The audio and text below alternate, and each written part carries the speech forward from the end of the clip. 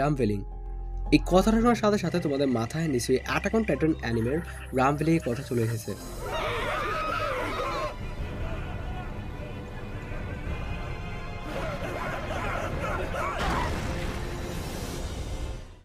যেখানে অ্যারন ইয়েগার রামভেলিং করে টাইটানের মাধ্যমে পুরো পৃথিবীর মানব জাতিকে ধ্বংস করার চেষ্টা করে।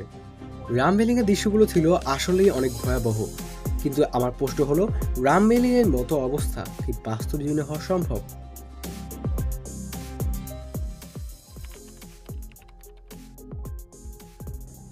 আর্টিফিশিয়াল ইন্টেলিজেন্স বা এআই রোবট, যার অর্থ অনেকটা মানুষের মতো ভাবনা চিন্তা করতে পারে এমন ক্ষমতা সম্পন্ন রোবট, যা অনেকটা মানুষের মতো কথা বলতে পারে, মনে ভাব প্রকাশ করতে পারে। তোমরা নিশ্চয়ই অনেক হলিউড মুভির মধ্যে দেখেছো যেখানে এআই সম্পন্ন রোবট দেখানো হয়েছে, অনেকটা এরকমই ধরে নিতে পারো। এখন তোমরা বলবে, এমন রোবট কি বাস্তব জীবনে তৈরি করা সম্ভব? এই উত্তরে দেওয়ার আগে তোমাদের বলে নেই, ডেভিড হ্যানসন জুনিয়র নামক একজন আমেরিকান রোবোটিস্ট 2016 সালে একটি রোবট তৈরি করে, যার নাম সোফিয়া। সোফিয়া একটি এআই ক্ষমতা সম্পন্ন রোবট, যার মধ্যে মানুষের মতো ভাবনা চিন্তা এবং ভাব প্রকাশ করার ক্ষমতা রয়েছে।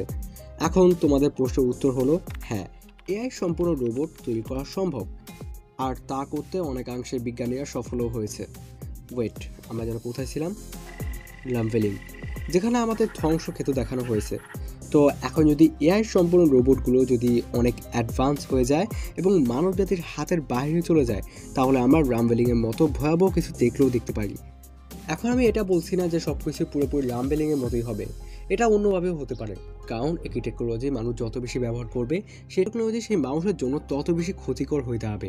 অনেক বিশেষজ্ঞদের মতে আগামীতে রোবটেরা মানব জাতির জন্য হুমকির কারণ হয়ে দাঁড়াতে পারে।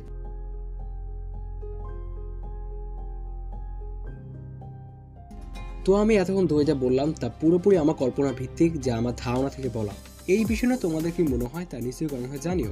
তো এই ছিল আমাদের আজকের ভিডিওটি কেমন হয়েছে নিশ্চয়ই কমেন্ট করে জানিও। আর পরের ভিডিওটি কোন টপিকে বানাবো সেটাও কমেন্ট করে জানিও। তো দেখা হবে অন্য কোনো ভিডিওতে, এখনকার মতো বিদায়।